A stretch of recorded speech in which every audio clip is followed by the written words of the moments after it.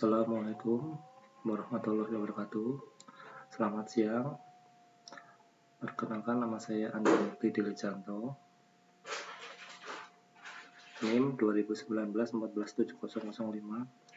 Saya mahasiswa program studi teknik sipil kelas B dari Fakultas Teknik dan Ilmu Komputer Universitas Sains Al-Quran Wonosobo. Pada kali ini saya akan presentasi untuk mata kuliah rekayasa lingkungan yang diampu oleh Bapak Nasiin Fakih, ST, MT. Adapun tema yang kami sajikan untuk presentasi kali ini adalah limbah B3.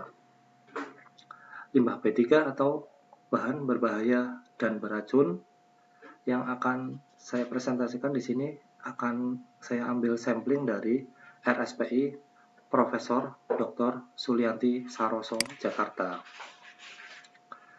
Bahan berbahaya dan beracun atau B3 adalah suatu zat atau bahan lain yang dapat membahayakan kesehatan atau kelangsungan hidup manusia, makhluk hidup, dan atau lingkungan hidup pada umumnya.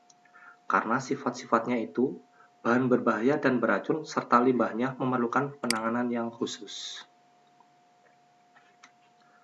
Adapun klasifikasi untuk limbah B3 antara lain mudah meledak atau eksplosif, pengoksidasi atau oxidizing, mudah menyala atau flammable, beracun atau moderately toxic, terus ada berbahaya, kategori korosif, bersifat iritasi, infeksius, dan lain-lain.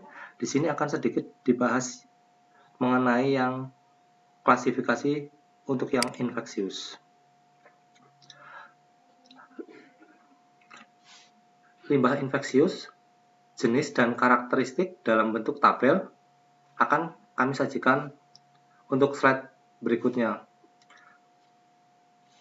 Dalam penanganannya untuk limbah tersebut, di Rumah Sakit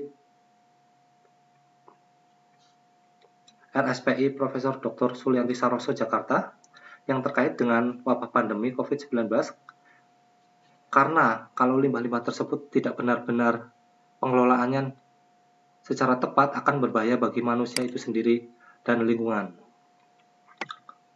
Berikut akan kami sajikan contoh tabel sumber limbah di Rumah Sakit Sulianti Saroso.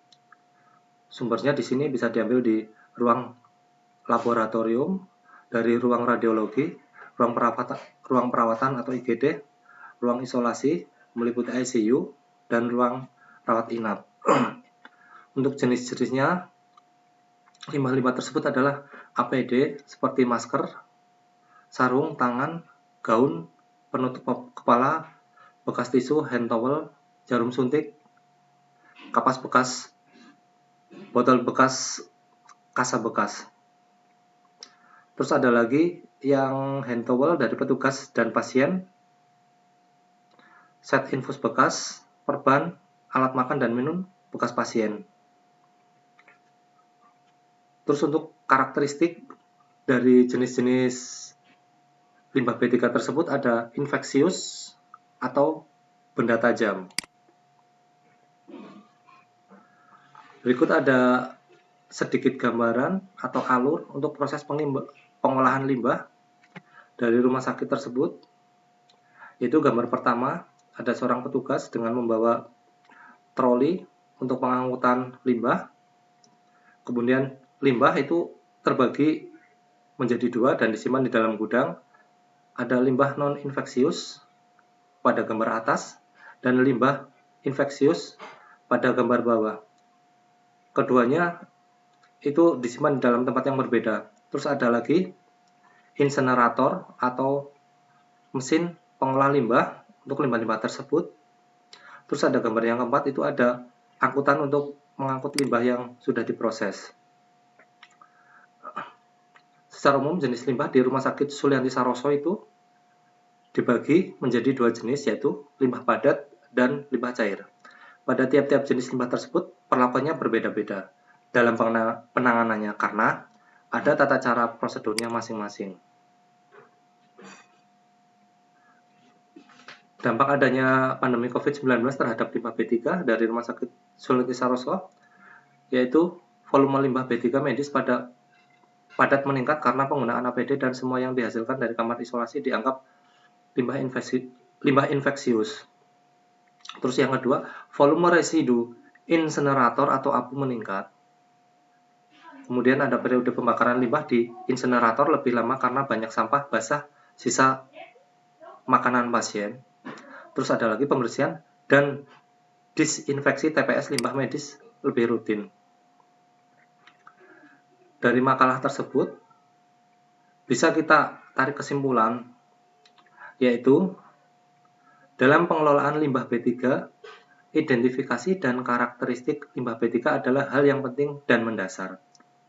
Banyak hal yang perlu diketahui agar dalam penanggulangan limbah bahan berbahaya dan beracun tersebut menjadi tepat.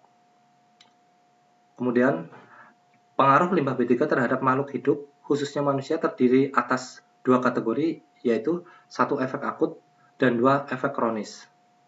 Efek akut dapat menimbulkan berupa kerusakan susunan saraf, kerusakan sistem pencernaan, kerusakan sistem kardiovaskular, kerusakan sistem pernafasan, kerusakan pada kulit, dan kematian.